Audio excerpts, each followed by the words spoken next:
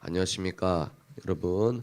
오늘 벌써 18일 차입니다. 벌써 18일 차고 특별히 오늘은 저희 부부가 이제 참여한 세이브 코리아 첫 집회가 기도회 구국 비상 기도회가 열린 날입니다.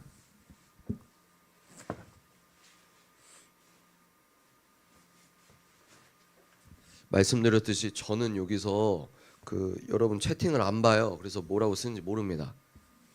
그래서 우리가 여러분들 오늘 여의도 가신 분들 또 여의도에서 또 책사님 저희 맨날 보고 있어요 뭐 이런 분도 계시고 반가운 인사도 하고 믿음 안에서 그런 우리가 또 추억을 쌓죠. 그래서 오늘 저희 스케줄은 어제 구국기도회 끝내고 이제 왜 그랬지? 한 새벽 3시에 잤어요. 아기가 저희가 이제 골방 구국기도회 끝나면 이제 아기가 자고 있어야 됐는데 어제 애가 깼어요. 그래서 아내랑 저랑 이제 애 보다가 또 자료 정리하다가 이제 새벽 3시에 잤다가 8시 반에 이제 저희가 나가야 됐습니다. 그래서 제가 개인 사자그라운드가 하고 있는 북클럽이 있어요. 그래서 그거 하려고 이제 서울 강남에 갔다가 아내는 저와 같이 차 타고 가서 카메라 좀 잡아주고 곧바로 오전 10시쯤에 이제 여의도로 넘어가서 거기 테크 리허설이나 출연진이나 뭐 여러 가지 보고 이제 2시에 시작해서 4시 반에 끝나고 이러저러 마무리하니까 5시, 집에 오니까 7시 반. 그래서 또 이제 바로 찬양 오늘 부를 찬양 선곡하고 또 한 30분 잠깐 누워 있었나? 그래서 지금도 춥습니다. 여러분 어떠세요? 전 지금도 춥거든요. 여러분 어떠십니까? 난 지금도 추워요. 야, 진짜 마이너스 2도인데 왜 이렇게 춥나? 나라가 시국이라서 더 추운 것 같아요. 그죠? 그래서 오늘 우리가 그렇게 뜻깊게 또 모여서 그 광장에서 하나님을 찾는 역사적인 순간이었다고 생각합니다. 자, 여러분 오늘 또 핵심 뉴스 살펴볼까요? 권성동 이재명 세력 권력욕 때문에 유혈 사태 나면 민주당 책임 적지 않다. 이게 무슨 말이냐? 여러분 며칠 동안 공수처가 무리하게 만약에 체포를 하려고 한다. 그러면 공수처가 지금 준비한 이 체포 인력이 누구라고요? 마약범이랑 조폭 체포하는 경찰 1000명을 준비시켰다고 합니다. 1000명을. 벌써 여러분 또 막 안 좋은 말이 나오려고 하죠. 그렇게 이 강력범만 잡는 경찰 1000명을 준비시켜서 공수처가 오늘 밤에라도 체포조를 들여낸다. 경호처에서는 몇백 명밖에 안 된다고 알고 있거든요. 근데 이제 만약에 막는다. 경호처가 막는다.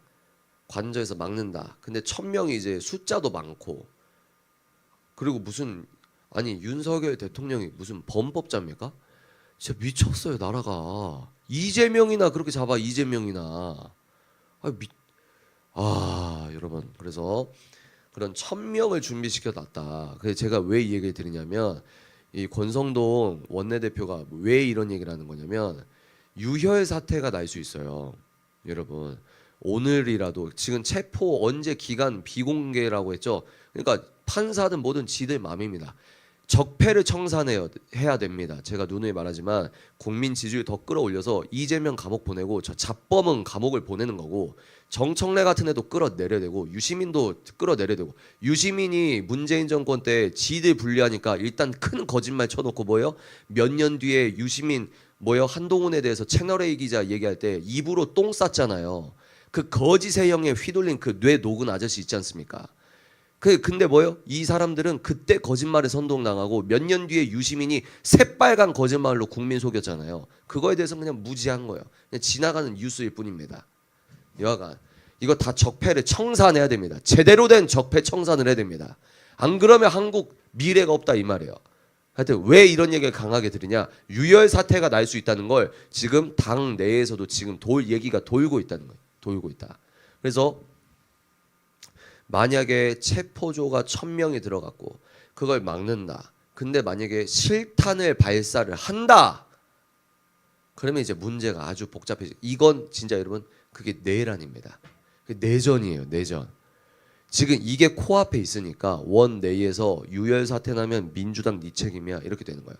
그러니까 권성동이 억지 주장입니까? 권성동 말이 정확히 국민을 대변하는 말입니까?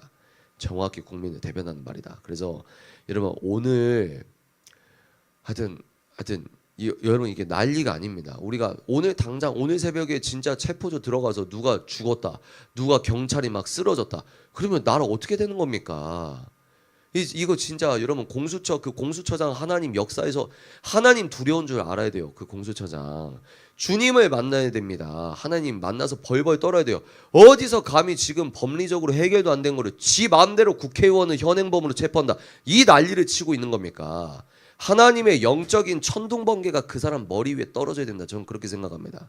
어디서 감히 하나님 두려운 줄 모르고 법치국가에서 자기 마음대로 그렇게 설치고 다니냐 이 말입니다. 뭐에 씌었나? 왜 그러는 거예요? 그래서 제가 여러분한테 짜증내는 건 아니고, 그리고 또 동아일보가 여러분 동아일보 논조가 미쳤습니다. 조중동 다 미쳤는데 동아일보가 앞장서서 윤 대통령의 탄핵에 대해서 탄핵을 해야 된다는 논조로 이 헤드라인을 작성하고 있거든요. 오늘 이 이채환 기자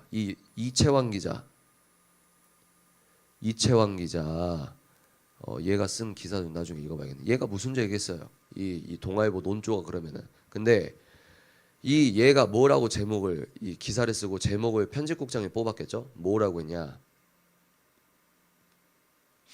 고령층 넘어 MZ까지 극우 유튜버의 솔깃. 어떻게 생각하십니까? 얘네들은 우리를 인정하기 싫겠지. 왜? 언론고시 패스해가지고 자기는 기자라 이거지. 그리고 여러분 지금은 좀 그 희석됐지만 90년대, 80년대, 70년대에는 자기는 신문 기자고, 그러면 이 신문 기자들은 누굴 벌레 보듯 보냐면 방송 기자들을 벌레 보듯 봅니다. 쟤네들은 나가리다 이거죠. 근데 이제 하여튼 근데 기자의 프라이드를 제가 무시하는 건 아니에요. 기자분들이 한 땀 한 땀 쓰는 그 글을 제가 좋아하거든요. 근데 그럼에도 불구하고 기자들도 이제 나름대로 헤게모니가 바뀐 상황에서 이제 이런 내용을 쓸 수밖에 없는 이 정신 구조나 이 언론 논조를 갖고 있는 겁니다. 이 웅덩이 안에서 노니까 이런 논조가 계속 배설물처럼 나오는 거예요. 뭐요? 고령층을 넘어 MZ까지 극우 유튜버한테 넘어가고 있다. 말입니까? 말입니까? 방구입니까? 말입니까? 방구입니까? 그래서 얘네들은 음모론 확산이라고 하는데 얘네들 뭐라고 할까요? 그렇게 조중동 기자들 여러분 내가 이런 말까지 안 하려고 그랬는데 해야 되나? 너무 폄하하면 좀 그러지 않나? 어떻게 생각하세요? 해줘요 말아요. 그 문재인 정권에서 무슨 장관이지? 그 머리 흰색 백발 여자 깨끗한 척 다 하더니 청문회에서 털어보니 역시 좌파의 위선 나온 여자 누구지? 하여튼 무슨 얘기냐면 그 여자가 영어로 대화를 할 수가 있으니까 우리나라 조중동 이렇게 잘나신 분들 많잖아요. 아니야 이건 너무 폄하한다. 오케이 여기까지. 무슨 얘기냐? 조중동 기자도 어떻게 할 거야? 지금 초인류 강대국 미국 대통령이 부정선거 하는데 저는 여러분 부정선거에 대해서 저에 대한 입장은 얘기를 안 하고 있는 거예요. 그래서 우리는 어떻게 해야 되냐? 야 선관위가 그 고용할 때 그 비리가 엄청나요, 여러분. 막 가족들 채용하고 목사 세습한다 발발거렸던 그 많은 사람 있죠. 거기 김동호 목사님 안타까워 할아버지 정신 차리세요. 세습할 때 선관위 엄청나게 가족 비리 엄청 많아요. 그런 거 좀 비판해요, 목사님이. 이상한 거 하지 말고. 하여튼 강경화. 하여튼 무슨 얘기냐? 그 비리 덩어리인 그 선관위 제대로 우리가 공정하게 선거 투표하는 거 점검 좀 해보자. 이 톤이 좋은 겁니다. 이 톤이. 왜? 부정선거가 있다, 핵심 증거가 있다, 없다, 우파에서도 엄청 갈리니까 그렇게 싸우지 마시고, 야 선관위 이렇게 불투명하고 채용 비리 있고 이런 썩어 빠진 아무도 못 건드리는 이 성역도 아닌 이 똥같이 똥냄새 아주 똥냄새가 많이 나는데 이것 좀 국민의 민주주의 사회에서 투표가 얼마나 신성한 건데 얘네 좀 공정하게 보자는 게 뭐가 문제냐? 이 톤이 좋다 이 말을 하는 겁니다. 무슨 얘기냐? 극우 호소인들이죠. 뭐 조중동 기자들 왜? 자기는 막 전문가인데 뭣도 아닌 유튜버들이 뭐 긁어가지고 뭐 되는 척 한다 이거예요.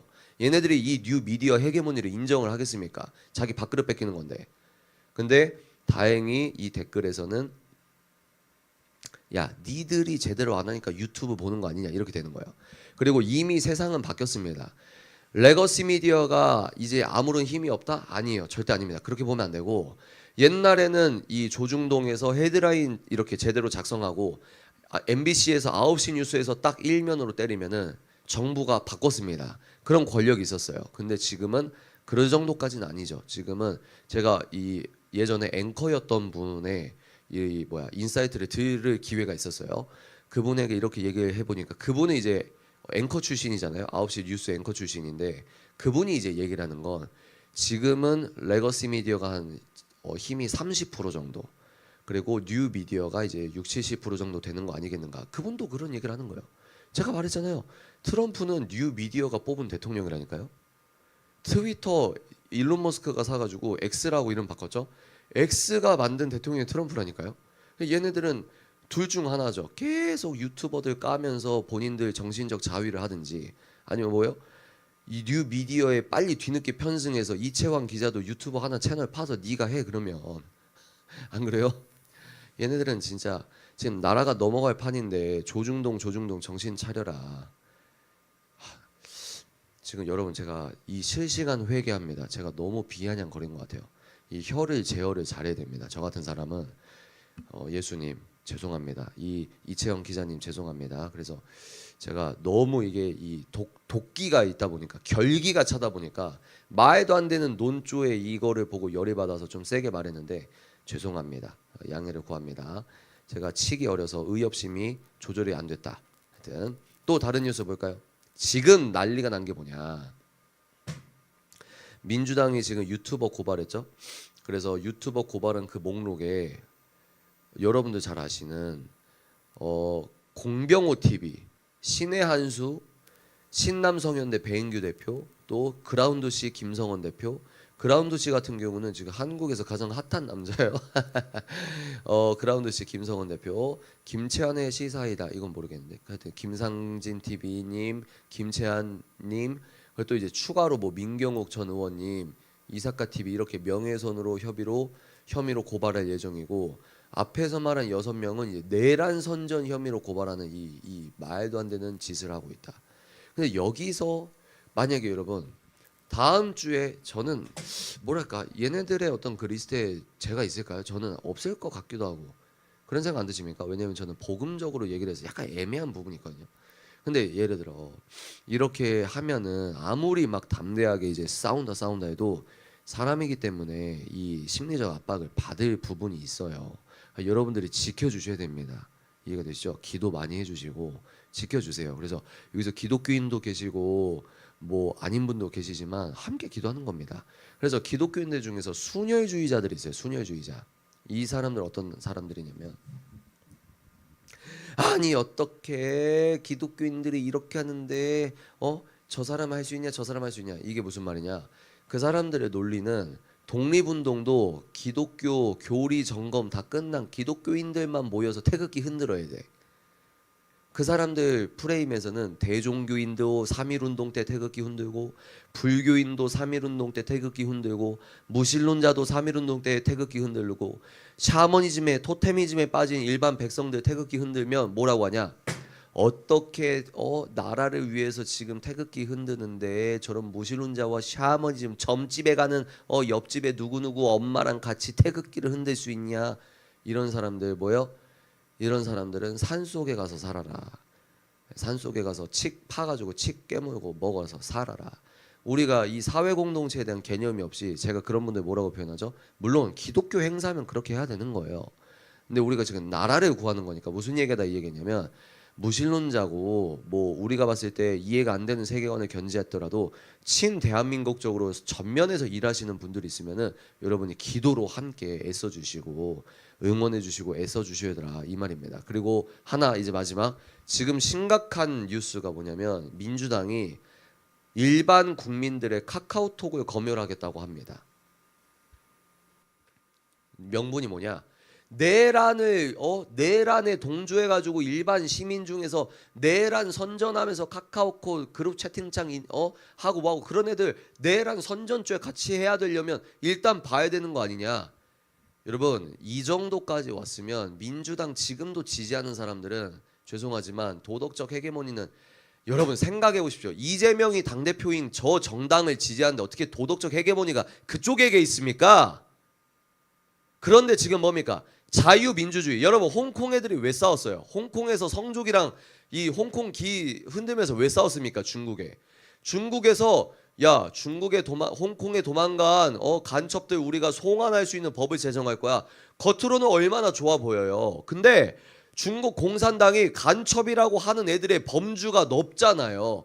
그러니까 코에 걸면 코걸이, 귀에 걸면 귀걸이, 얘 간첩이야. 그러면 중국에서 자유 목소리 냈던 사람 간첩이라고 씌어가지고 혐의 있어가지고 중국의 본국에 후송해가지고 뭐요? 어디에 갇혀 있는지도 모르고. 명분은 항상 좋다는 겁니다. 명분은.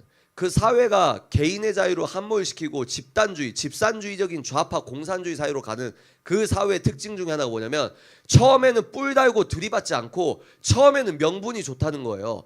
야, 대한민국의 내란을 동조하는 일반 시민들 우리가 그거 척결해야 될 거 아니야. 그러니까 카카오톡 보는 거 아니야. 그럼 걔네가 그것만 볼 것 같습니까? 그리고 내란도 아닙니다. 무슨 내란입니까? 본인들이 내란이지. 그럼 이것도 내란 선전제야? 고발을 하세요.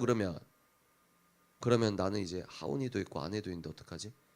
근데 뭐 어떻게 조서 받고 해야지. 그게 이제 명예 훈장이지 요즘에. 하여튼 사회가 이런 겁니다. 그래서 여러분 생각을 해보십시오. 만약에 최악의 시나리오로 윤석열 감옥 가고 윤석열 정권과 그리고 윤석열 정권의 이런 것들 저처럼 이런 목소리 내는 사람 지금 고발당한 6명 다 구속돼가지고 감금당하고 문재인 때 명예훼손죄로 2년 실형 살고 말도 안 되는 짓거리가 있었던 거 아세요? 근데 만약에 여러분들이 평소 보는 유튜버들이 싹 다 감옥에 한 3년 썩어보세요. 한국 어떻게 될까요? 여러분 그게 뭔 줄 아세요? 그게 공산주의로 가는 거예요. 제가 어제 뭐라고 했죠? 혁명이라 쓰고 내란이라 읽는다. 지금 내전 중인 거예요. 그러니까 이 현실 인식을 어떻게 하냐는 거예요. 내전이라고 하면은 이 세계관이 결함이 있거나 배경 지식이 굉장히 편향되거나 이제 도파민이 중독돼서 뉴스 헤드라인과 베풀로만 대한민국 읽고 있는 사람들 있잖아요. 그리고 뭐요? 잘못된 종교관으로 신앙과 생활이 뜯어져 가지고 뭐요? 좌파의 이 사상적 뿌리가 사탄인지도 모르고 뭐요? 거기에 동조돼서 깨심인 척 하는 그런 사람들 있잖아요. 그 사람들 어떻게 될까요? 나중엔 극적 아니 이건 좀 아닌 것 같은데 그때는 늦어요. 역사를 보십시오. 그땐 늦는 거예요. 그래서 그 임계점에 도달하지 않기 위해 어떻게든 이 사탄의 온도를 내리고 있는 겁니다. 그래서 오늘 제목은 뭐죠?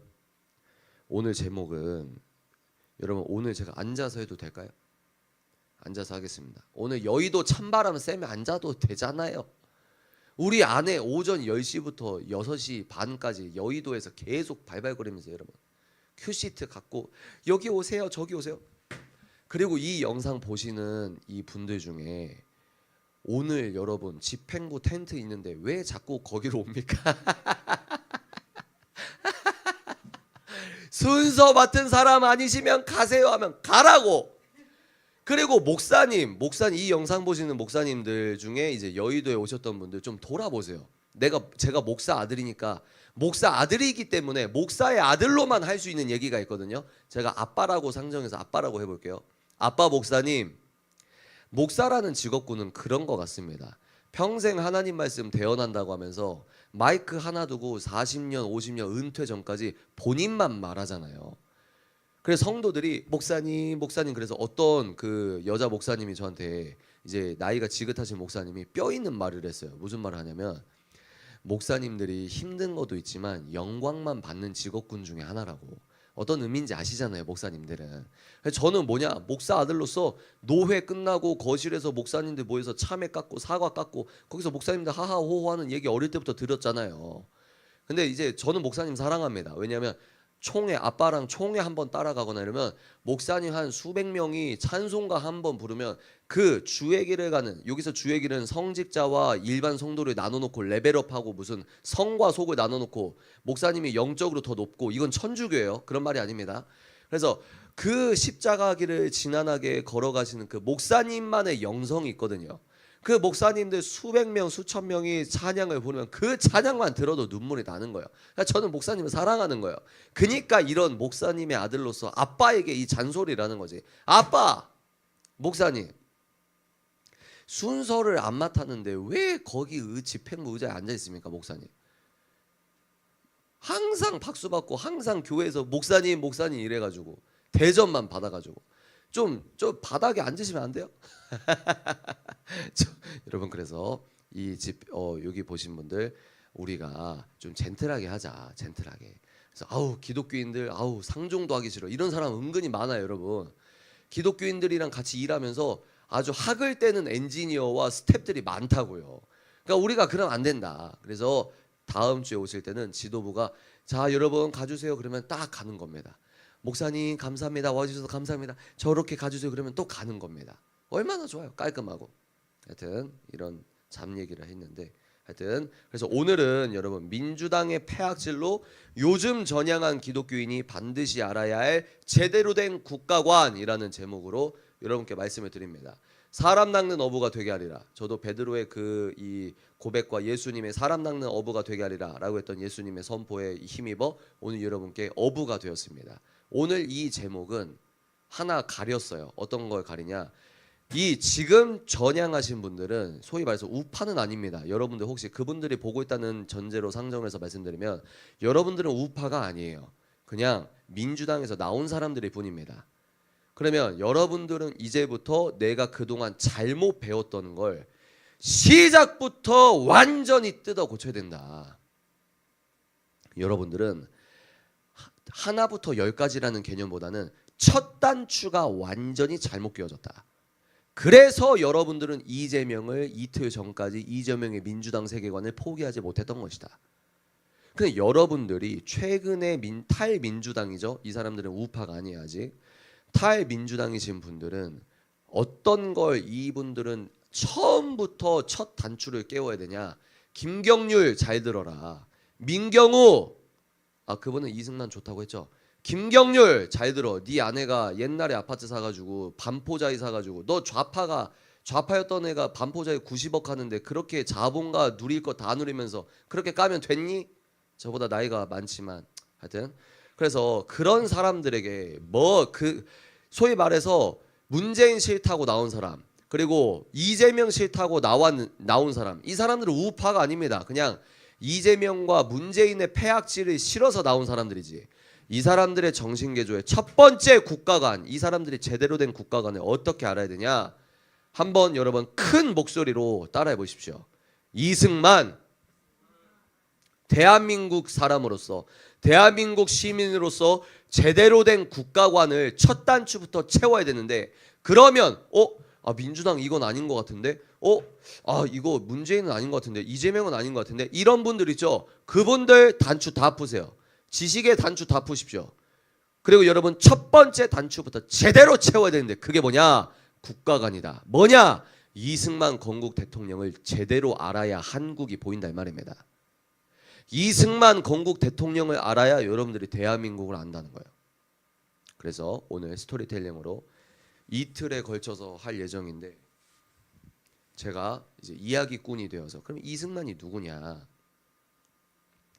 제가 차분하게 말씀을 드리도록 하겠습니다. 잘 들어보세요. 여러분이 지금 카카오톡도 자유롭게 하고 게임도 하고 PC방 가면은 PC방 시장 경제 때문에 PC방이 살아남아야 되니까 이게 PC방인지 아니면 음식점에 컴퓨터를 테이블에 놓은 건지 막 음식이 제대로 나오고 뭐요? 시장 경제 사회에서 여러분들은 밀레니얼 세대 이 MZ 세대들은 알파 세대들은 이게 체득된 거예요. 자본주의 자유민주주의가 체득돼 가지고 다른 체제를 아예 인지를 못하는 거죠.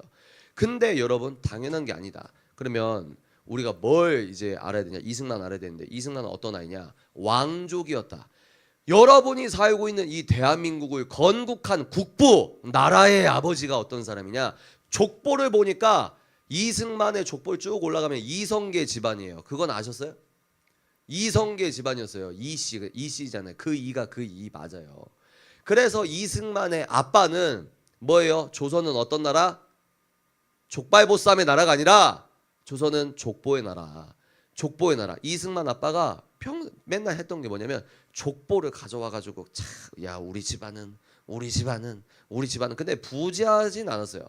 막 재산이 많고 이런 건 아니고. 그러니까 이승만 아빠가 이승만 앉혀놓고 우리 집안은 했는데 난세에 난 놈이 난다고. 여러분 떡잎을 딱 보면은 와 쟤는 떡잎이 다르다 이런 애 있어요 없어요? 여러분 조 박사님 강연 들었을 때 제가 말했잖아요. 미국의 그 당시에 미국의 미국은 국부들이에요. 많아요. 천재들이 많아. 근데 한국은 이 시대 상황을 봤을 때 한 명한테 몰빵한 거예요. 그게 이승만입니다. 그러니까 이게 이해가 안 돼요. 어떻게 한 사람이 이렇게 미친 천재가 나오지? 그래서 우리는 먼저 알아야 될 게 뭐냐면 윤석열을 직접 만나본 분들은 그런 얘기를 공통적으로 하거든요. 학습 능력이 굉장히 뛰어나다. 굉장히 영리한 사람이다. 이런 얘기를 합니다. 근데 이승만은 더 고차원적 천재였어요. 그래서 이 난 놈이 이승만의 성정이 난 놈이 아빠가 앉혀놓고 어릴 때부터 족보 얘기를 하고 우리 집안은 몇 대 손이고 그러면 이승만이 예 아버지 이성계 우리는 왕족이었군요 이랬을까요? 어릴 때부터 족보에 전혀 관심이 없었다. 그게 떡잎이 다른 겁니다. 떡잎이. 그러니까 족보의 나라에 관심이 있었던 애가 아니라 애초에 이런 의미에서 애초에 실리적인 어떤 느낌이 나긴 하죠. 그죠? 그런데 이 족보에 관심 없었던 아이가 5살 때인가 6살 때인가요? 천자문을 떼버립니다. 그러니까 동네에서는 이미 천재라고 소문이 난 사람이에요. 그러니까 여러분 만약에 문재인이 배제학당에 졸업하고 조지 워싱턴 대학교 학사, 하버드 대학교 석사, 프린스턴 대학교 박사, 문재인이랑 이재명이 그렇게 해봐요. 얼마나 좌파 애들이 그렇게 메시아 놀이를 하겠습니까? 근데 우리나라 건국 대통령, 우리나라의 아버지, 우리나라를 건국하신 국부, 나라의 아버지 이승만은 학술적으로도 천재였습니다. 학습 능력이 그 당시 사람과는 완전히 탁월했던 그 무엇이 있었다는 거예요. 그래서 여러분들이 어느 사람 딱 보면은 좀 비범한데 이런 사람 있잖아요. 그리고 비범하더라도 좀 한 100년에 한 번 나올까 말까 한 인물 이런 사람 있고 500년에 한 번 나올까 말까 한 인물 1000년에 한 번 나올까 말까 한 인물 이런 막 급이라고 하긴 좀 그렇고 그러니까 이승만은 어마무시한 일단 이 갖고 있는 게 하나님이 너무 몰빵을 해줬다. 왜? 미국과 달리 미국은 제가 뭐라고 했어요? 서유럽에서 중세의 이 기독교 문화가 1200년 동안 엑기스로 천천히 깨를 이렇게 쫙 모은 거죠. 여러분 제가 잠깐 우스갯소리 할게요. 저희 아버지가 옛날에 이제 어머니 어디 가셨을 때 아버지가 이제 밥을 해준대요. 그러면 어린애 입장에서는 아빠가 주방에서 음식하는 게 특이하잖아요. 근데 아버지가 요리를 하시는데 너무 맛있는 냄새가 나는 거예요. 그래서 야, 참 대단하다. 아버지가 어떤 음식을 해주시려고 하나. 근데 막 1시간이 돼도 막 고소한 냄새 나는데 근데 이제 딱 1시간 이제 아빠가 밥 먹으라 이래요. 그런데 딱 갔는데 반찬이 뭐가 없어요. 아버지 뭐 하셨습니까? 그러니까 깨복 같대요. 죄송합니다. 아니 저 무슨 얘기한 거냐면 이 서유럽의 중세시대 기독교 역사 1200년의 역사를 천천히 짜고 이 참기름의 진액이 있던 게 미국의 국부들이 나눠 가진 재능이라고 하면 동양을 생각해 보세요. 족보의 나라 여성은 아예 여성 인권이란 개념도 없고 여러분 조선은 양반들만 이 형사 고소할 수 있고 그래서 양반들은 자기 집안에 있던 노비 여자를 범하고 때리고 죽여도 감옥에 안 갑니다. 그런 나라였다는 거예요. 그런 나라. 여자는 무슨 뭐 사람 취급도 안 하고 백정은 사람 취급도 안 하고 세종대왕님이 훌륭하시지만 세종대왕님의 가장 큰 패작 중에 하나가 뭡니까? 법을 개정했어요. 어떤 법? 네 아빠가 노예면 네 자식은 계속 노예 이렇게. 그래서 그 조선은 60% 이상이 노예였던 나라라 이런 말이 있잖아요. 그러니까 그런 나라에서 미국식 자유민주주의에 건국을 할 만큼의 연단을 해야 되니까 이런 표현 어떨지 모르겠지만 욥도 이승만한테는 약간 좀 라이벌 의식을 느끼지 않을까. 욥도 우리가 야 진짜 대박, 욥이 어떻게 이런 연단을 갔지? 그런데 여러분 이승만은 제가 나중에 쭉 얘기하겠지만 이승만의 인생 자체가 진짜 여러분 너무 애잔해요. 평생 애걸하고 다녔어요. 그 사람 인생이 평생 애걸하고 다녔어요. 건국되기 전에는 제발 우리 임시정부 좀 인정해달라고 애걸하고 다녔고, 건국하고 나서 상황이 좋아진 게 아니고 건국만 했지 지금처럼 윤 대통령 감싸고 있는 입법, 사법, 행정, 경찰청 이 버러지 같은 다 좌경화돼가지고 이러듯이 그땐 더 심했죠. 글자를 아는 백성들이 없었으니까. 그런 상황에서 이승만 혼자 이거를 막 뭐요? 미국한테 무기 달라고 구걸하고 평생 구걸하다가 죽은 거예요. 여하간 근데 그 이 이승만이 그렇게 나은 사람이었다. 나은 사람. 그래서 나은 사람이면 이제 나란 일을 해야 되니까 이제 과거 시험을 보는데 도올이 있어요. 도올. 여러분 도올 아세요? 도올? 도올 김용옥? 도올. 막 이러잖아요. 뭐 칼바르트 좀 공부했다고 기독교 까는 그 귀여운 아저씨 있잖아요. 근데 그 도올이 뭐라 그랬지? 이승만 묘를 파야 된다고? 도올 이렇게 너무 세게 하면 안 되고 진짜 여러분 제가 사석에서 어제 뭐라고 했냐면 진짜 제가 예수님 안 믿었으면 면전에서 진짜 꿀밤을 진짜 뒤통수를 진짜 막 후려 갈기고 싶은 사람 몇 명 있거든요. 여기까지 하겠습니다. 다시 돌아와서 이 돌 같은 똥 같은 소리 하고 있는데 얼마나 인생이 불쌍합니까? 하여튼 근데 무슨 얘기다? 그래서 과거 시험을 봤는데 이승만이 과거 시험을 떨어져요. 그래서 도울 같은 애는 뭐라고 얘기하냐면, 도울 같은 애라고 하면 안 되지만 일단 도울 같은 사람은 뭐라고 하냐면 참 멍청해서 과거 시험 떨어졌다. 근데 도울의 말이 맞을까요? 아니면은 다른 가설은 뭐냐면 천재다. 이승만은 천재인데 조선 후기 조선에 너무 이 관료가 썩디 썩어가지고 점수가 안 되는데 이 과거 시험의 낙방이 돈으로 매수되거나 아주 썩디 썩어서 그 제도의 피해자가 이승만이다. 이렇게 보는 가설이 있는데 여러분 뭐가 더 사실에 입각할까요? 저는 후자가 더 합리적인 판단이라고 생각합니다. 왜? 그 당시 넘어가서 이승만이 미국에서 쓴 논문을 한번 읽어보십시오.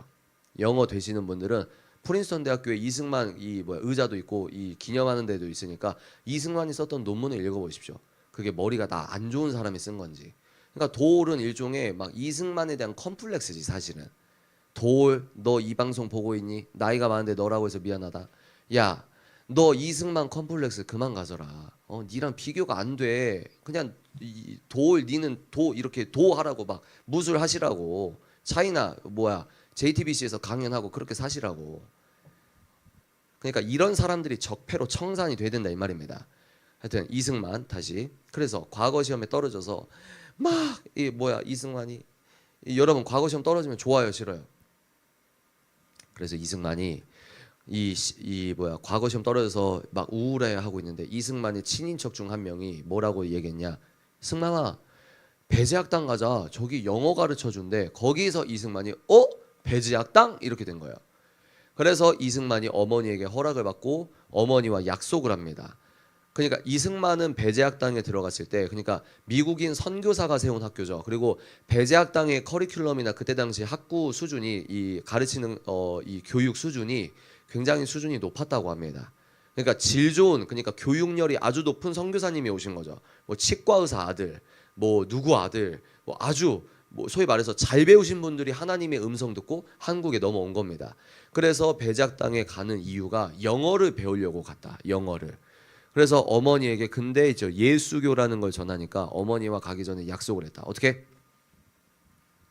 너 저기 배제학당 가지만 너 예수교 믿지 말아라. 그래서 이승만이 알겠습니다 어머니 약속을 하고 이제 배제학당에 들어가게 됩니다.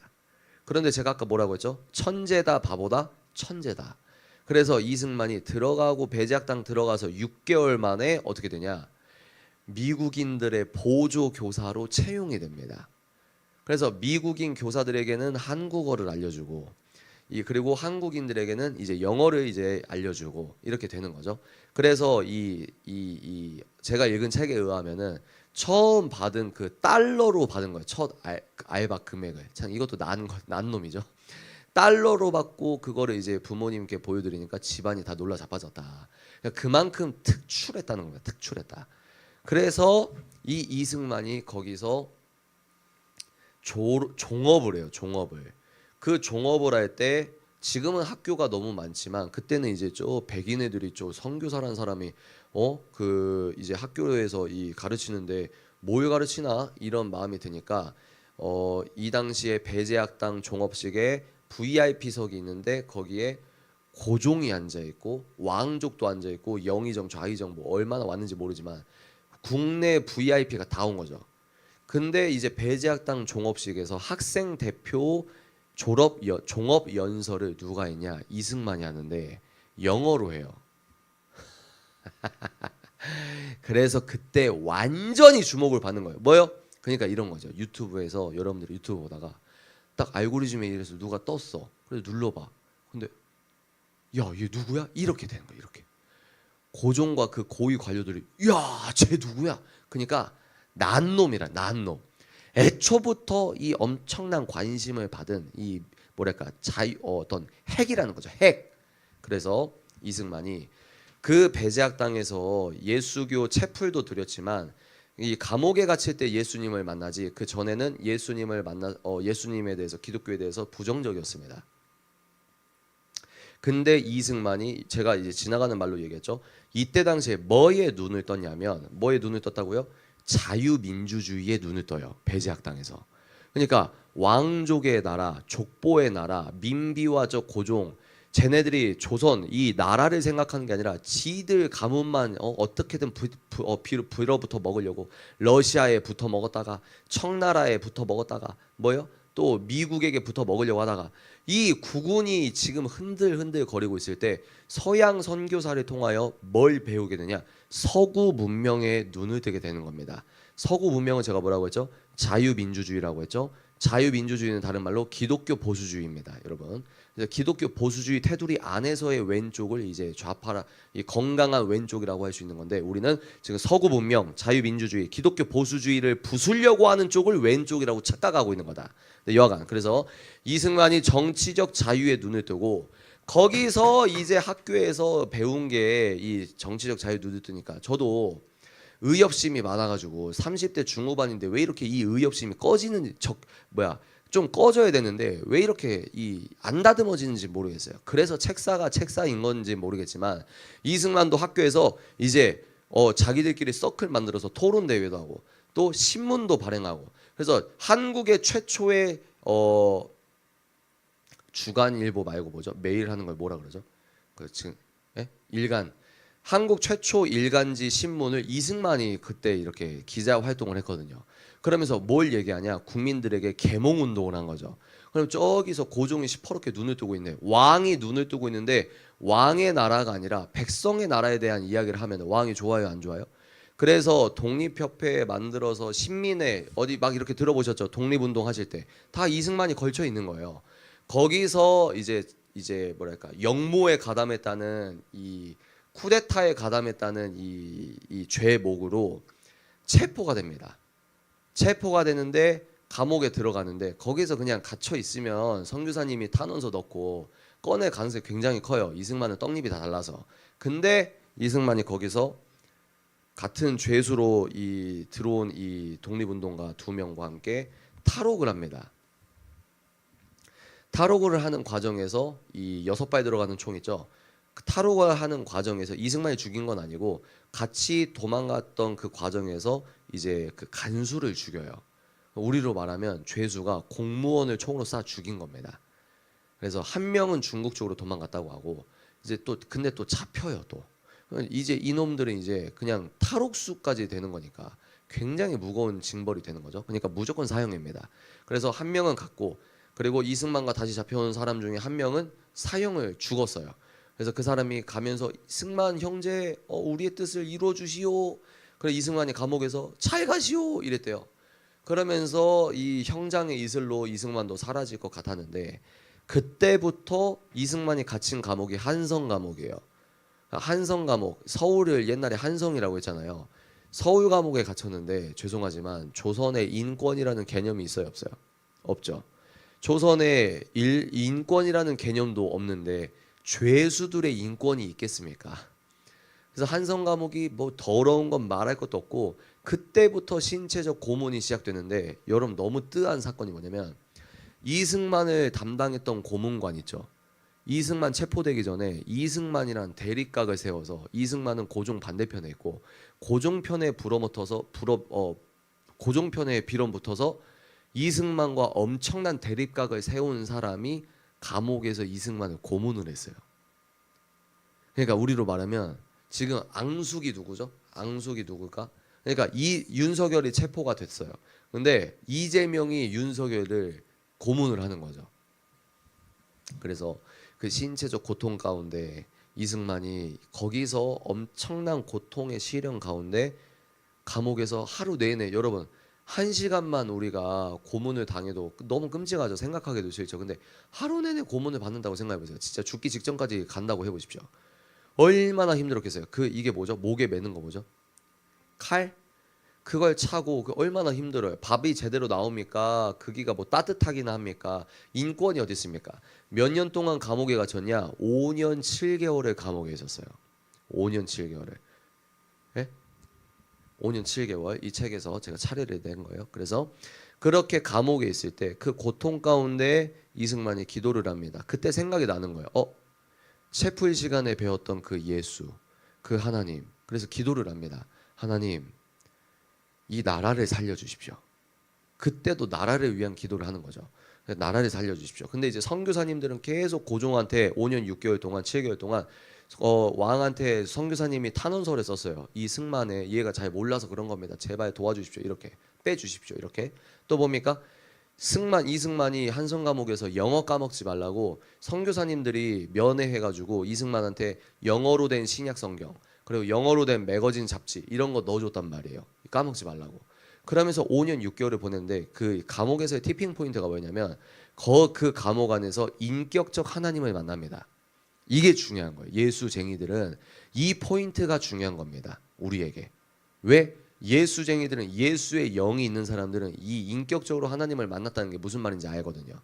그래서 이승만이 감옥에서 인격적 하나님을 만나고 그 순간부로 똑같은 감옥이지만 어제와 똑같은 감옥이지만 예수님을 만난 이후로 완전히 그곳은 다른 곳이 되어버리는 겁니다.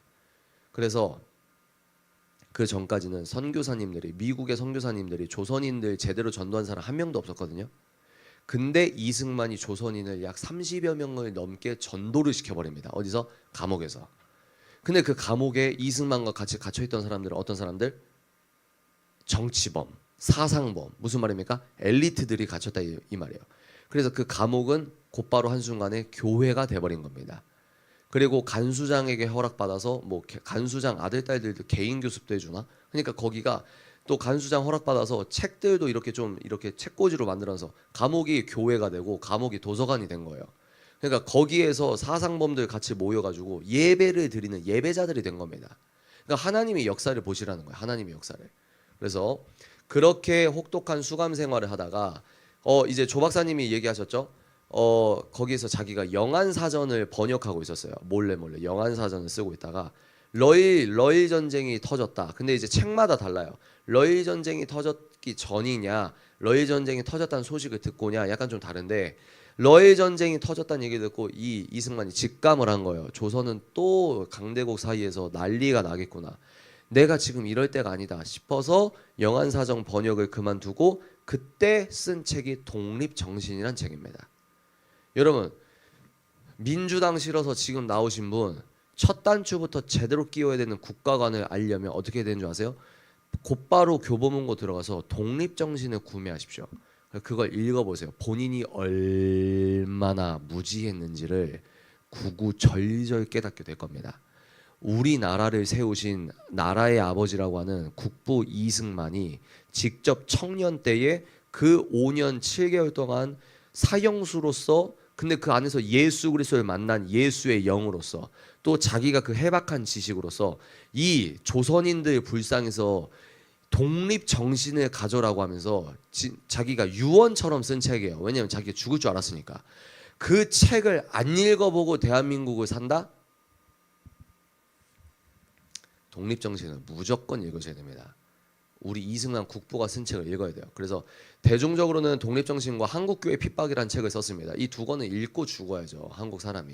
이 시국에 읽어보세요. 이 시국에. 그래서 시세가 바뀐 거예요. 5년 7개월 전과 시세가 바뀌어서 이승만을 석방할 수 있는 그런 사회 분위기가 된 겁니다. 그러니까 고종이 이승만을 쳐 넣은 사람이 고종인데 고종이 이승만을 풀어줘요. 그러면서 고종이 이승만에게 부탁을 합니다. 너 미국에 가가지고 미국 대통령 만나서 우리 좀 도와달라고 해. 얘가 영어도 잘하니까.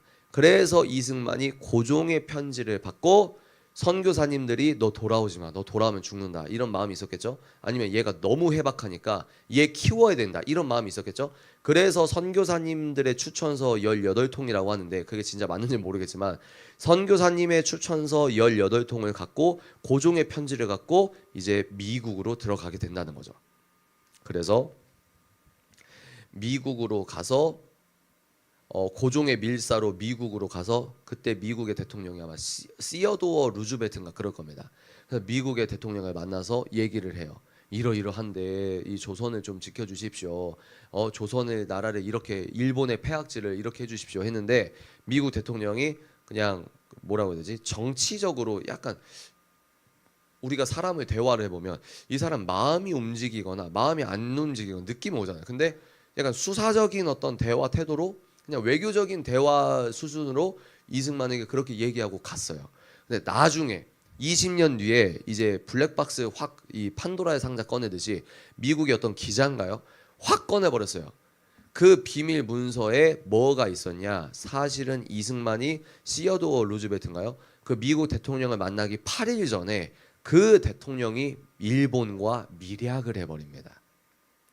그러니까 뭐라고 밀약하냐? 야, 러시아 견제 좀 해줘 일본. 그 대신 니네 조선 먹는 거 우리가 좀 눈 감아줄게. 이런 밀약을 하고 8일 뒤에 아무것도 모르고 미국 선교사님들이 말하신 그 미국, 성경의 나라 미국, 아주 그렇게 아주 뭐랄까 순박한 나이브한 관점으로 막 이렇게 왔던 청년 이승만이 대통령을 만났는데 20년 뒤에 이 사실을 알고 이승만이 굉장히 큰 충격을 받아요.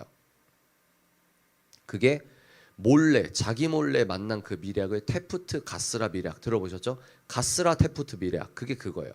이해가 되시죠? 그래서 고종의 밀사로 미국행을 한 다음에 이제 대학교를 가는데 조지 워싱턴 대학교 3학년으로 편입합니다. 3학년. 2학년인 줄 알았는데 3학년이에요. 그래서 3학년으로 편입할 때 그래서 이제 노태정 작가라고 그 벤 샤피로 책 번역하신 분 있거든요. 그분한테 들어보니까 그래요. 그 미국에서 이승만이 인터뷰를 할 때 그런 얘기를 했다고 합니다. 너 꿈이 뭐야? 라고 했을 때 대통령이요! 이렇게 얘기한 게 아니고 조지 워싱턴 대학교인가요? 어디 대학교인지 석사과정인지 모르겠지만 승만아 네 꿈은 뭐예요? 라고 학생 인터뷰를 할 때 이승만이 목사라고 했다고 합니다. 목사. 그러니까 기독교인들은 이런 코드가 있어요. 몇몇 딱딱 걸리는 코드가 있어요. 장래 희망을 목사라고 하신 분이 우리의 국부구나. 그러니까 정치인들이 이 그냥 기독교 행사 와가지고 이재명이 이 교회 행사 오면은 쟤가 이재명이 쓰는 워딩이 누가 보더라도 성도가 아니에요. 그래서 분당 우리 교회 성도입니다 하다가 이찬소 목사님 우리 성도 아닙니다 라고 했잖아요. 그러니까 정치꾼들이 다 그런 거예요. 근데 정치인들이 자기 정치 유리하게 기독교 용어 이렇게 탁탁탁 골라 쓰는 애들도 있어요. 이낙연 씨 보십시오.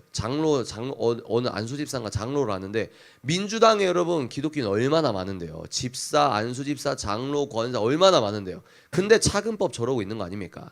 근데 이승만은 다르다는 거죠. 그러니까 순서가 중요하다. 순서가 어떤 순서? 정치인이 되고 싶은데 기독교인이기도 해서 그냥 하나님 감사합니다. 한국교회 우리 살려주십시오. 이게 아니라 예수쟁이로 하나님이 완전히 만나주셨다. 아멘. 완전히 인격적 하나님을 만난 예수의 영이 가득한 사람을 하나님이 정치로 보낸 겁니다. 이 순서가 되게 중요한 거예요. 그게 우리들의 국부다 이 말입니다. 그래서 열심히 공부했다. 조지 워싱턴 대학교에서 공부하고 하버드 대학교에서 공부하고 프린스턴 대학교에서 공부하는데 여러분 똑똑하다고 하는 미국 천재들도 이 모든 과정이 10년 넘게 걸려요. 근데 이승만은 이 모든 과정을 몇 년 안에 끝내버린다? 약 5년 안에 끝내버립니다. 그러니까 천재라고 하는 거예요. 그리고 이승만이 그렇게 공부를 할 때 학비를 벌기 위해서 교회마다 투어하면서 뭐예요? 강연하고 다녔습니다. 한국 청년이, 왜냐면 미국인들 입장에서는 희한하고 신기할 거 아니에요. 저기 동양의 눈 작은 사람이, 키도 작은 사람이 막 영어는 유창해. 그러면서 무슨 뭐 조선을 얘기하고 예수님을 얘기하고 하나님 얘기하니까 그런 간증을 하면서 나라를 알렸다는 거죠. 그래서 이승만이 그런 미국의 이 학업을 끝내고 한국에 잠깐 들어와서 YMCA 강사 자격으로 한국에 와서 좀 후학을 가르치다가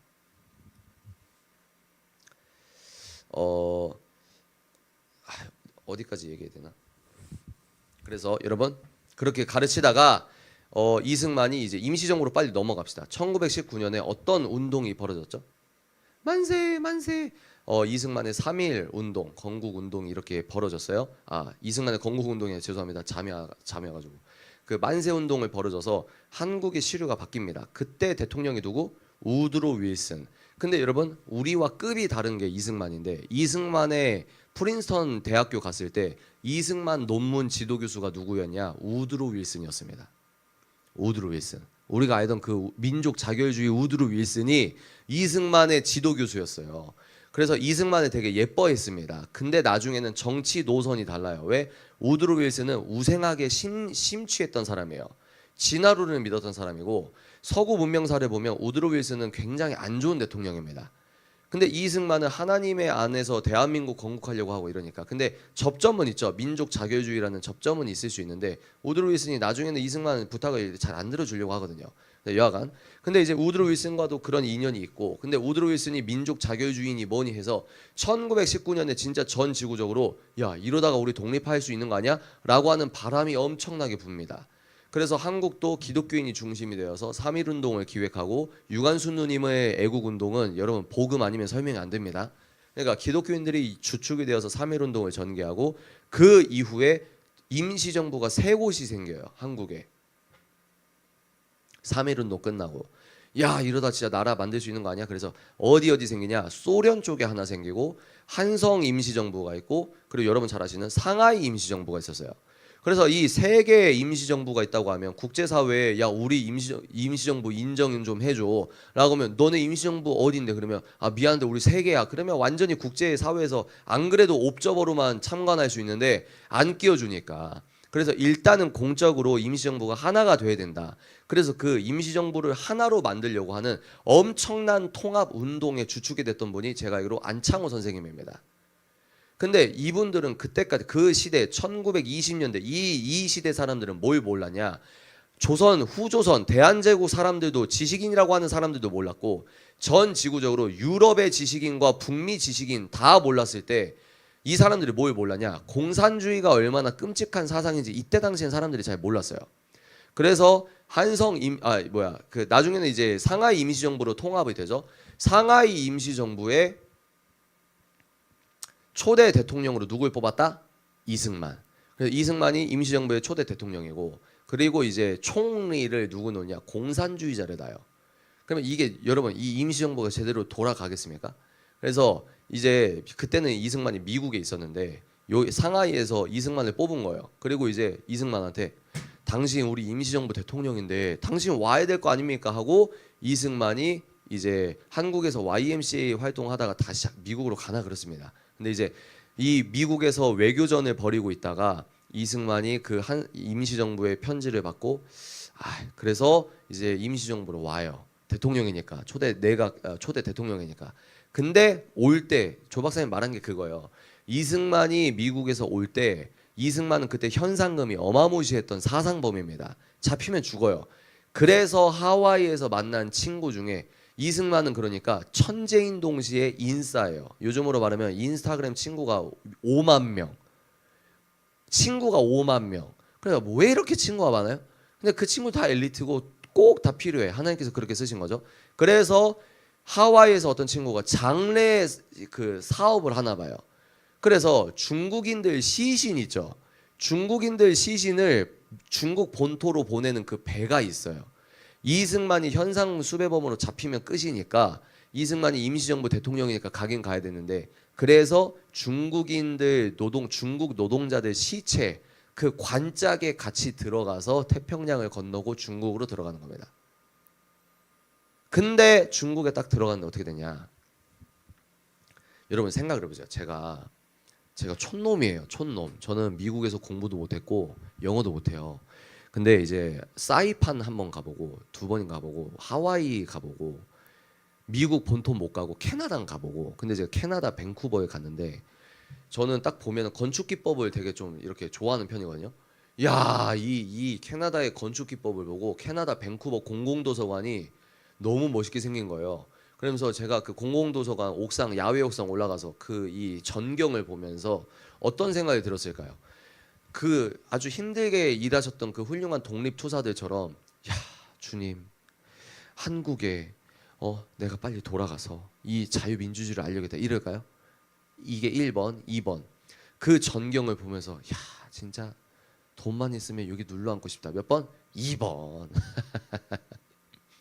근데 무슨 얘기를 하는 거냐면 이승만은 그 미국의 엄청난 문명을 보고 그때 당시에 미국의 핵은 시카고였거든요.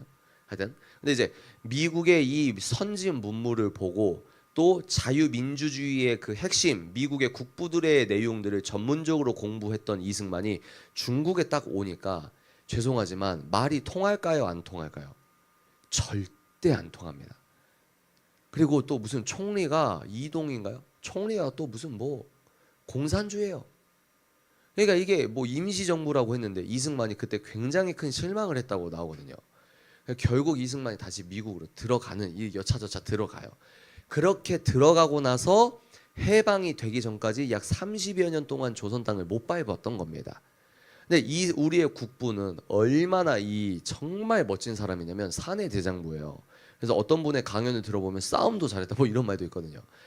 이 이승만이 얼마나 멋있는 사내 대장부냐면 여권을 이 망명자로서의 여권을 만들 수 있었는데 끝까지 이 여권을 신청 안 했다고 합니다. 왜? 우리나라는 곧 독립할 거라고 30여 년 동안 그 난민 신청 정확한 워딩이 아니까 조심할게요. 그런 내가 편하게 여권 내고 다닐 수 있는 환경을 본인이 거부했다고 합니다. 왜? 나는 이제 우리나라 곧 독립할 건데 난 대한민국 여권 갖고 다닐 거야. 이런 마음이 있었다는 거죠. 그래서 여러분 제가 쭉 이제 이승만이 그래서 하와이 가서 사업도 해보고 하와이 딱 갔는데 하와이에서 이제 잠식하고 있는 독립운동 헤게모니가 이미 있어요.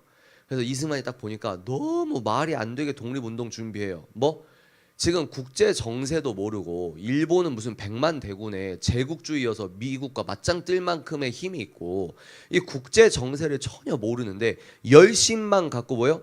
막 총 하나 몇 자루 구해가지고 막 폭력 운동 무장 투쟁을 하기 위해서 막 훈련하는 것들을 보고 이승만 이거 안 되겠다 싶어서 그 하와이에서 이 주민들 사이에서 한인들 사이에 헤게모니를 뺏으려고 하는 그런 이런 엎치락 뒤치락이 있거든요.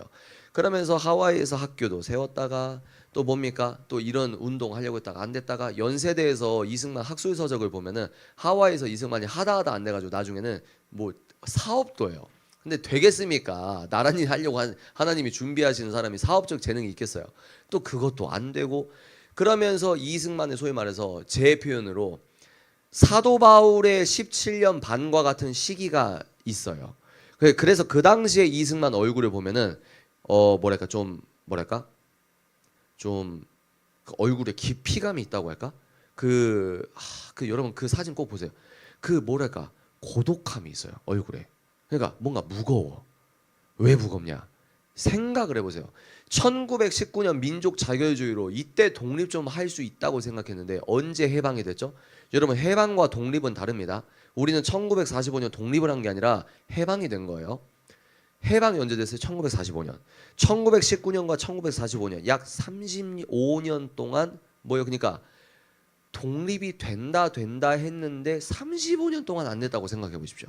그래서 여러분 말미에 왜 친일파가 된 줄 아세요? 많은 사람들이 국제 정세를 보면 조선은 일본을 이길 수가 없거든요. 그리고 여러분 10년 동안 운동해도 만약에 여러분 생각해 보세요.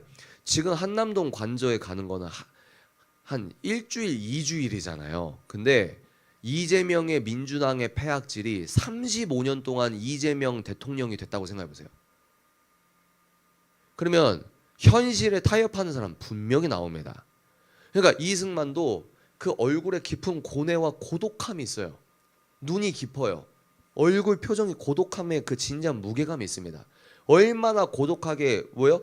이거 해도 안 되고 저거 해도 안 되고 저 임시정부는 이승만 쫓아내자 무슨 탄핵을 했다 만다 이러고 있고 한국 사람들 지식인들이랑 말을 해보면은 미국 땅을 안 밟아보고 나라 애국심은 충만한데 자유민주주의가 뭔지도 모르는 친구들과 나라 구한다고 하고 백성들은 글자도 모르고 뭐요? 또 백성들은 글자도 모르니 국가의 주권 뭐 이런 독립 뭐 이런 걸 어떻게 알겠어요? 그러니까 이런 답답한 생활 가운데 미국에서도 일이 안 풀리는 그 사도 바울의 17년 반이 있단 말이야. 사도 바울의 17년 반은 뭐냐면 이거 얘기하고 오늘은 여기서 끝나겠습니다. 사도 바울의 17년 반과 같다. 이건 뭐냐면 사도 바울이 예수님 아나니아 선지자를 통하여 눈에 비늘 같은 것이 벗겨지고 베드로처럼 똑같이 그 당시에 다메섹에 가서 복음 선포를 했어요. 베드로는 수천 명 성령 세례 받았습니다. 사도 바울은 뭐 베드로보다 더 뛰어나니까 7천 명? 아니 곧바로 살해 협박 받아가지고 광주리로 담아서 도망가잖아요. 그러면서 하나님께서 바울을 바로 쓰시냐? 아니다. 하나님이 터치하시고 부르심을 딱 받잖아요. 하나님이 부르심으로 어떤 사람을 딱 꺼내면 곧바로 쓰시지 않아요. 거의 대부분. 곧바로 쓰는 것 같은 사람은 꼭 문제가 터집니다. 곧바로 쓰지 않고 하나님이 담근다는 거예요. 뭐로? 고통의 연단으로 담궈요. 그러면 영성이 깊어지는 거죠. 그러면서 뭡니까? 사도 바울이 다소로 들어가죠. 다소 자기 고향이죠. 고향에 들어가서 텐트 사업 14년 정도 하고 또 아라비아 광야에서 3년 반 정도 있고 그런 바울의 담금질이 있는 겁니다.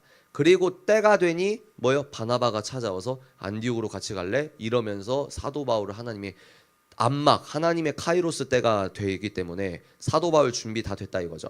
그러면서 하나님의 암막 커튼이 거치면서 사도 바울을 쓰시면서 복음을 전파하실 복음의 서방화가 시작될 어마무시한 로마 제국은 망했지만 예수교가 퍼지게 하는 그 모든 시작이 그 암막 커튼이 거치면서 조용히 떠난 그 형제 2명 예수의 영으로 만난 바나바와 바울의 안디옥의 여정부터 복음의 서방화가 시작이 되는 겁니다. 네, 이승만도 그 시기가 있었다는 거죠.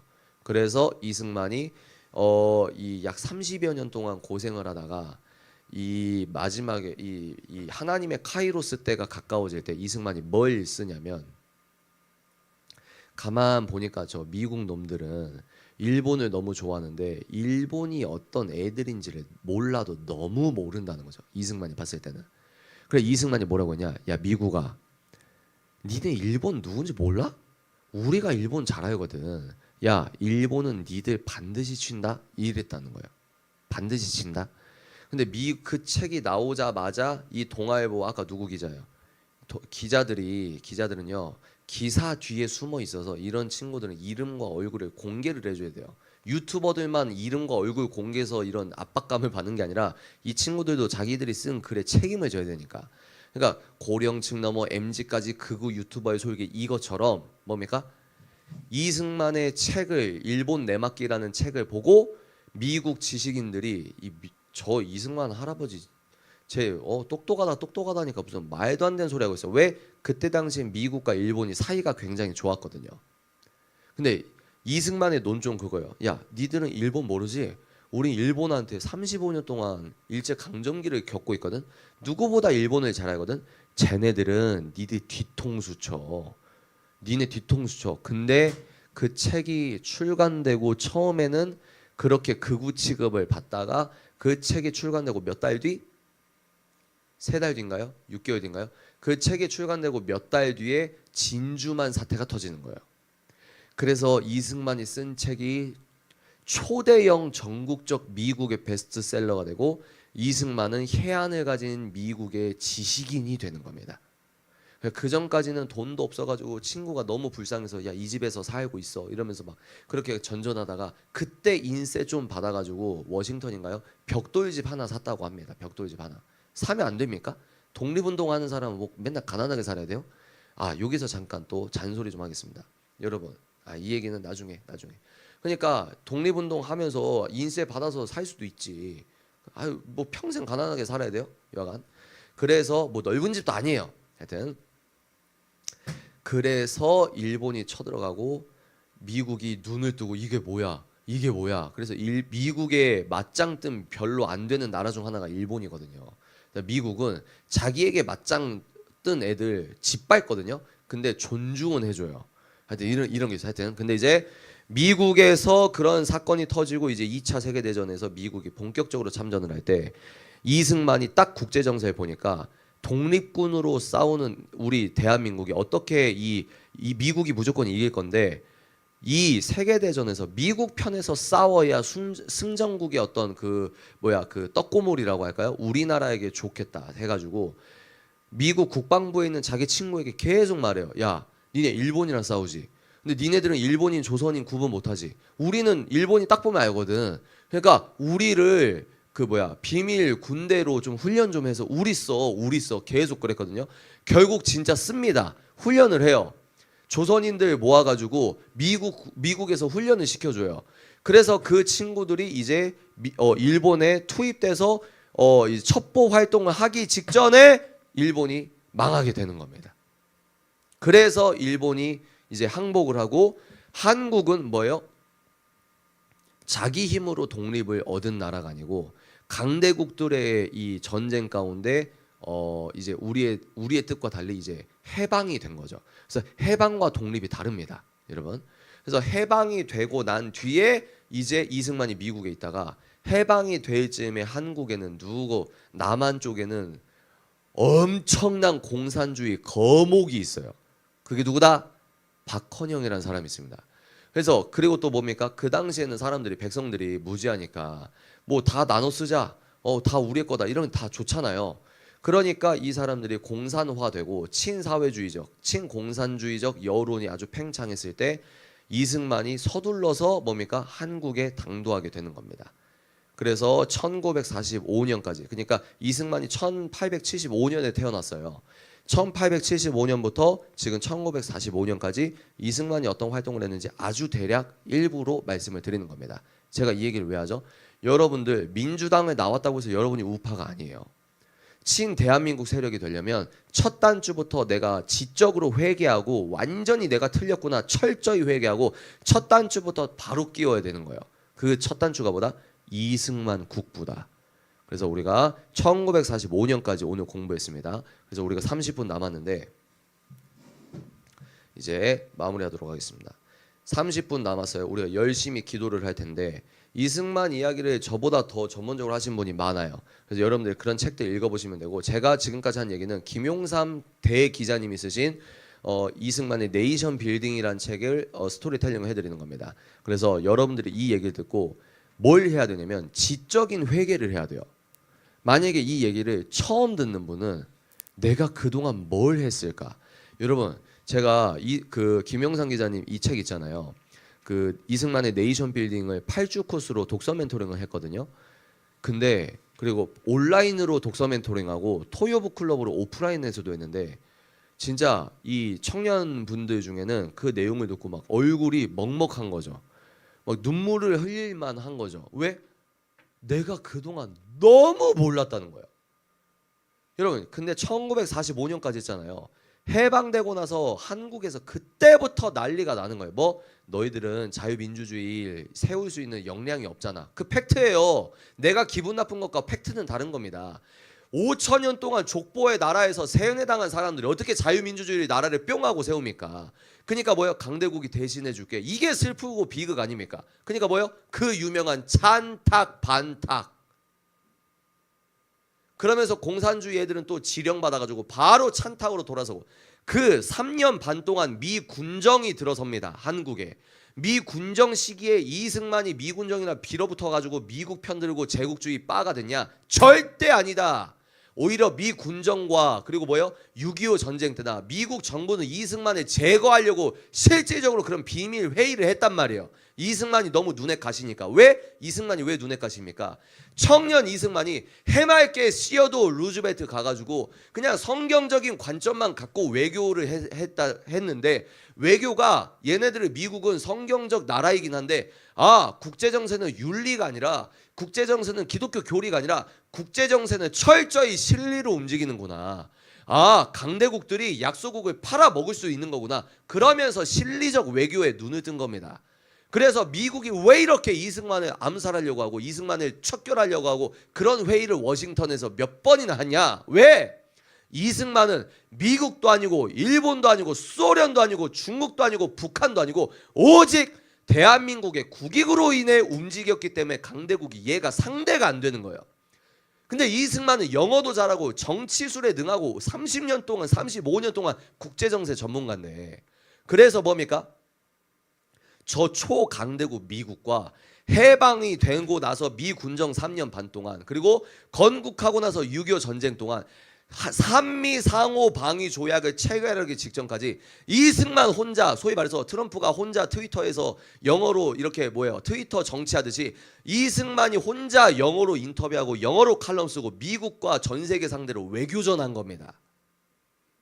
이 거지 같은 나라, 미국 국민들이 어디 붙어 먹은지도 모르는 코리아라는 저 거지의 나라, GDP 비교도 안 되는 저 거지의 나라를 미국 제1대국이 왜 상호 방위 조약을 맺어요?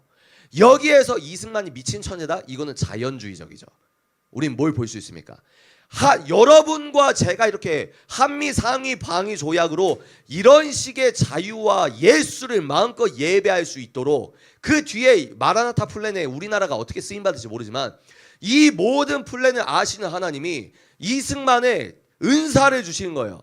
재능을 주신 거예요. 근데 그 목적이 뭐냐? 한국이라는 나라를 네가 세워야 된다 이 말이에요. 그래서 뭡니까? 이승만이 천재라서 세웠다? 그건 자연주의적이죠. 뭡니까? 하나님이 이승만을 사용하여 대한민국을 건국하셨다 이 말이에요. 그래서 우리가 이 3년 반 동안 미군정 얘기부터 이제 상호 방위 조약까지 내일 한 번에 끝낼 수 있을지 모르겠지만 이 스토리를 아셔야, 그러면 여기서 좀 배웠다는 사람이 뭐라고 합니까? 너 4.4.5입 개헌 알아?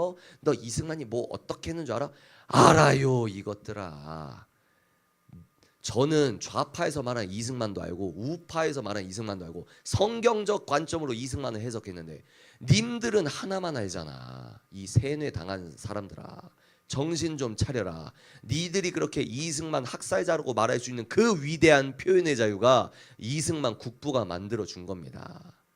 이승만을 우상화하자? 그건 자연주의자죠. 뭡니까? 아무것도 없는 사형수, 그냥 치기 어려서 좀 똑똑한 놈, 좀 똑똑하고 영화 좀 배운 놈.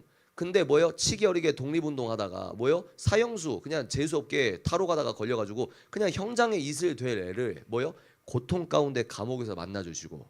그래서 사진을 보면요, 칼이요, 이승만이 사형수 복장 입고 저기 한성감옥에서 쭈삐쭈삐 선 사진이 있거든요. 하나님이 얼마나 위대하시냐. 여러분, 창세기에서 가장 드라마틱한 장면 중에 하나가 어디입니까? 감옥에서 평생 썩어갈 줄 알았던 그 요셉이 파라오에게 그 정부 관료가 맞죠, 내 꿈 해석했지. 파라오에게 꿈 해석해 주면서 이런 사람이 필요합니다, 이런 사람이 필요합니다 했을 때 파라오의 마음에 하나님 감동 주셔서 그 자리에서 요셉에게 반지를 끼워주며 1초 만에 신분이 애굽의 총리로 바꾸는 이 드라마틱한 이거를 생각을 해보십시오. 이승만이 한성 감옥에서 사형수 복장 입고 언제 죽을지 몰라서 이 조선 사람들 불쌍해서 어떻게 독립정신 몰래 쓰다가 이게 유언처럼 쓴 책인데, 거기서 거지처럼 한성 감옥에 인권이 어디 있습니까?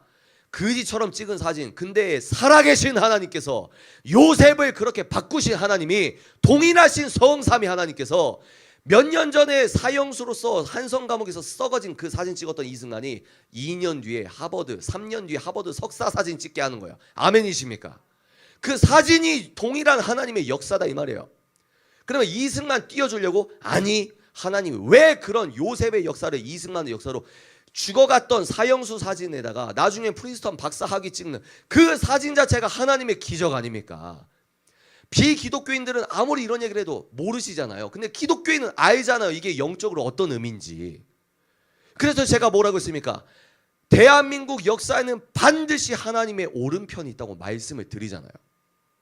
이 나라가 어떻게 건국된 나라인데 저 버러지들이, 저 민주당 폐악질의 저 꼭대기 사상이 뭐라고요? 사탄의 사상. 뭐? 신은 없다. 인간은 단백질이다. 이 인간은 물질이다. 이 세상은 물질이 다다. 도덕은 우리 인간들의 사회적 합의로 언제든지 재정의할 수 있다.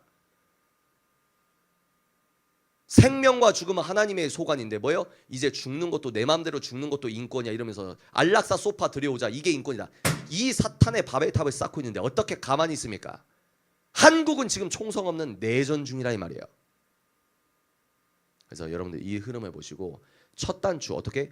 이승만을 여러분들이 단추를 처음 꿰매야 그제서야 우파라고 친대한민국이라고 할 수 있는 겁니다.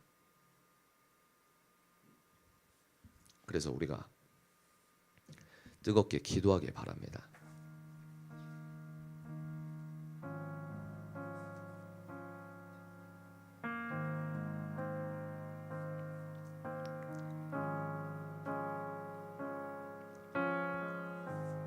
아이고, 오늘 찬양 기도 좀 많이 하려고 그랬는데 이러다 21일 끝날 것 같아요. 그냥 제 원래 저래 이렇게 하세요. 그냥 우리